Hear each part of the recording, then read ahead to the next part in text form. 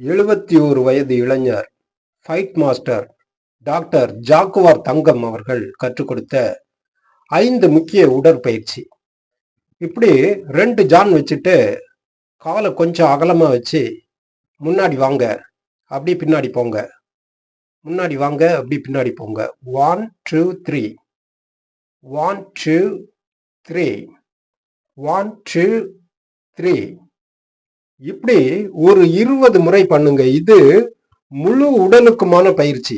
கை, காலு, வயிற்று தசைகள் எல்லாத்தையுமே இது உறுதியாக்கும். அதோட உங்களுக்கு தலைக்கு வரக்கூடிய இரத்த ஓட்டத்தை அதிகப்படுத்தும். தலை முடி நம்ம ஐயா மாதிரியே உங்களுக்கும் ஜிகு ஜிகுன்னு வளரணும்னா இந்த பயிற்சியை நீங்க பண்ணுங்க. நான் இதே மாதிரி நிறைய பயிற்சிகளை நான் பார்த்துருக்கிறேன்.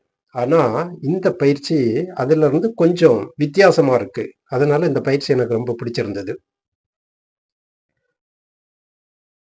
இப்படி ஒரு 20 முறை வரைக்கும் பண்ணிட்டு அப்படி ஒரு 30 வினாடி 1 நிமிடம் அப்படி நில்லுங்க. பின்னாடி சாஞ்சு அப்படி நில்லுங்க. அந்த நிற்கக்கூடிய நேரத்துல ஒரு 5-6 முறை மூச்சை கூட இழுத்து விடலாம். அதுக்கு பிறகு மறுபடியும் அதே மாதிரி 1 2 3 1 2 3 நேரம் முன்னாடி வந்து அப்புறம் கீழே போயிட்டு அப்புறம் மேலே வந்து அப்புறம் பின்னாடி போயிடலாம். இதே மாதிரி இன்னொரு பயிற்சி உண்டு. அப்படி முன்னாடி உடம்ப அப்படி மேலே கொண்டு வந்துட்டு அதே மாதிரி பின்னாடி போறது.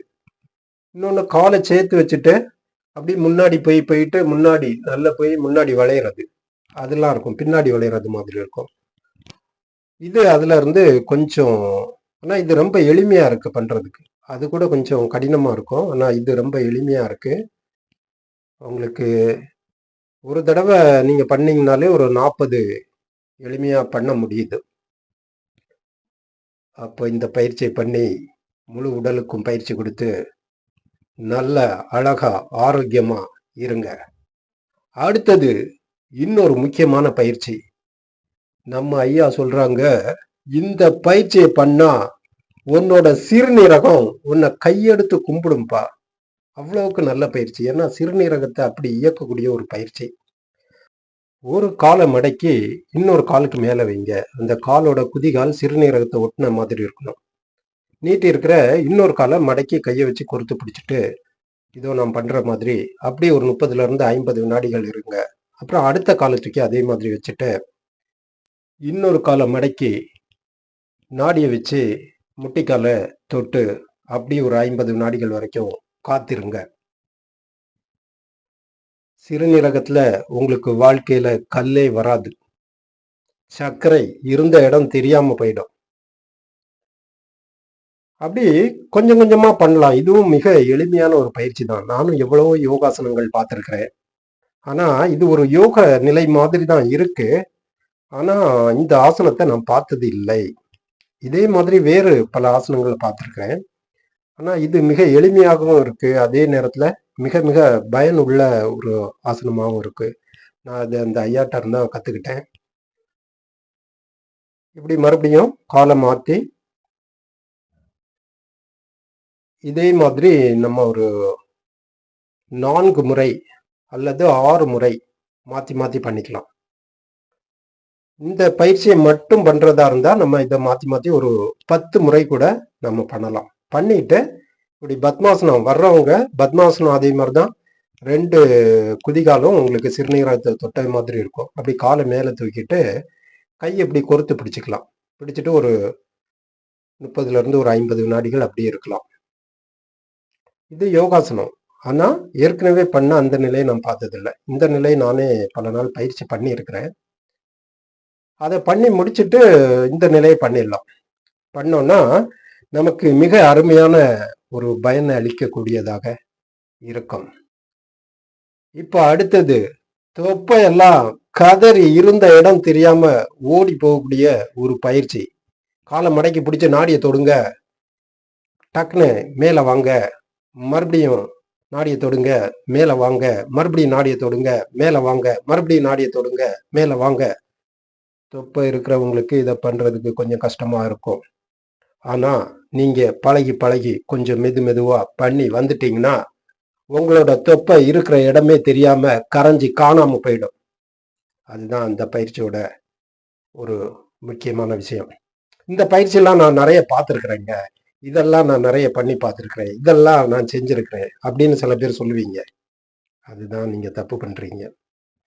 இதை பண்ணியிருக்கிறீங்க, செஞ்சு பார்த்துருக்கிறீங்க, இதை பார்த்துருப்பீங்க. அதெல்லாம் இருந்தாலும் இதை நம்ம இன்னும் நல்லா தெளிவாக கற்றுக்கணும். கற்றுக்கிட்டா தான் நமக்கு அதோட பயன் கிடைக்கும். அந்த கொஞ்ச நேரம் ஒரு 20 முறை அப்படி பண்ணிட்டு இப்படி சக்கராசனால ஒரு 30-40 வினாடிகள் நிற்கலாம். நின்றுட்டு அப்புறம் கீழே வந்துடலாம். இன்னும் ஒரு சுற்று அதே பயிற்சி. முட்டி மடக்கி நாடியை தொடுங்க, மேலே வருங்க. முட்டியை மடக்கி நாடியை தொடுங்க, மேலே வாங்க. முட்டியை மடக்கி நாடியை தொடுங்க, மேலே வாங்க. முட்டியை மடக்கி நாடியை தொடுங்க, மேலே வாங்க. இப்படி பண்ணும்போது நிச்சயமா உங்க வயிற்று தசைகளில் உள்ள எல்லாமே கரைஞ்சு போயிடும். நுரையீரல் நல்ல பலமாகும். உங்களுக்கு இந்த ஆஸ்துமா இழுப்புன்னு சொல்றாங்கல்ல, அந்த இழுப்பே வராது வாழ்க்கையில. அதே மாதிரி பார்த்தீங்கன்னா உடம்புல வாயு தொல்லையே இருக்காது. இது வந்து பவனமுத்தாசனம் அப்படின்னு ஒரு ஆசனம் இருக்கு. அந்த ஆசனத்தோட ஒரு நிலையில வரக்கூடிய ஒரு உடற்பயிற்சி. ஆசனம் தான் பழமையானது. அதுக்கு பிறகு வந்ததுதான் உடற்பயிற்சி. அதே மாதிரி பிசியோதெரபி, இது எல்லாமே யோகாசனத்திற்கு பிறகு வந்ததுதான். அதை மேம்படுத்துவாங்க. அப்போ அதுக்கு பிறகு இது ஒரு ஆசனம் தான், துவிபாத பீடம் அப்படின்னு சொல்லுவாங்க. இதுக்கு இன்னொரு பேர் கூட இருக்கு.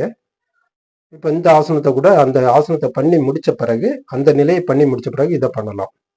இதை அப்படியே இடுப்பு பிடிச்சிட்டு காலை மேலே தூக்கலாம், கொஞ்சம் நேரம் இருக்கலாம். தலைக்கு நல்ல இரத்த ஓட்டம் வரும். ஒரு பயிற்சியை பண்ணிட்டு கொஞ்சம் எளிமையா கொஞ்சம் ஓய்வு எடுத்துக்கிட்டு அடுத்த பயிற்சியை ஆரம்பிக்கிறதுக்கான ஒரு நிலை. இது மிக அற்புதமான பயிற்சி. இங்க பாருங்க, கோயில்ல இந்த அங்க பிரதட்சணம்னு சொல்லுவாங்க. என்னுடைய சர்க்கரை வியாதி முகாம் நான் நாகர்கோயில்ல நடத்தினேன்.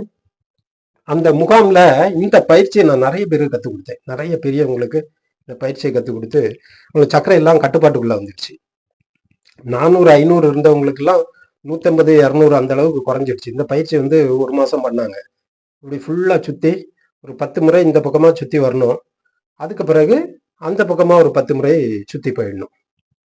போகும்போது உங்களுக்கு பாங்கிரியாஸ் நல்ல வேலை செய்யும். உடம்புல எங்க வலி இருந்தாலும் போயிடும், உடல் வலியே இருக்காது, உடம்புல பிடிப்பே இருக்காது அப்படின்னு ஐயா சொன்னாங்க. அது எனக்கு தெரியாது. ஆனா சர்க்கரை வியாதியை இது மிக அற்புதமா கட்டுப்படுத்தும். உங்களுக்கு பக்கவாதம் மாதிரியான பிரச்சனைகள் வராம இருக்கும். இப்படி மிக அற்புதமான ஒரு பயிற்சி இந்த அங்க பிரதட்சணம் பண்றது.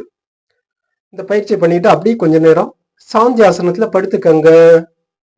இதுதான் ரொம்ப எளிமையான ஆசனம். அங்க பாருங்க, எல்லா பயிற்சியும் பண்ணி முடிச்சிட்டோம். அப்புறம் ஓய்வு எடுக்கிறோம். அப்படியே படுத்துட்டு ஒரு 10 முறை நல்லா ஆழமா மூச்சை இழுத்து விடலாம். மூச்சை இழுத்து விட்டுட்டோம்னா உங்களுக்கு உடலும் மனமும் ஆரோக்கியமாக, இலகுவாக, மகிழ்ச்சியாக, உங்க உடல்ல இருக்கக்கூடிய உள்ளுறுப்புகள்லாம் உங்களை கையெடுத்து கும்பிடும்.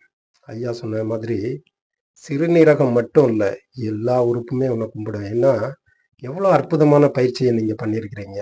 ஆகா, அற்புதம். இந்த பயிற்சிக்காகவே நான் உங்க கூட இருப்பேன் அப்படின்னு சொல்லிட்டு உயிர் நிறைய நாட்கள் உங்க கூட வரும். நல்லது நண்பர்களே, இந்த பயிற்சியை நீங்களும் பண்ணுங்க. இதுல எந்தெந்த பயிற்சி உங்களுக்கு இலகுவா இருக்கோ அதை பண்ணுங்க. ஒரு பயிற்சியை இடையில பண்ண முடியல அப்படின்னா அதை விட்டுருங்க. விட்டுட்டு அடுத்த பயிற்சியை கூட நீங்க பண்ணிக்கலாம். நல்லது நண்பர்களே, எல்லோரும் என்றும் இன்பமாகவும் ஆரோக்கியமாகவும் மகிழ்ச்சியாகவும் வாழ்க வளமுடன் நலம் பெருகட்டும். நன்றி.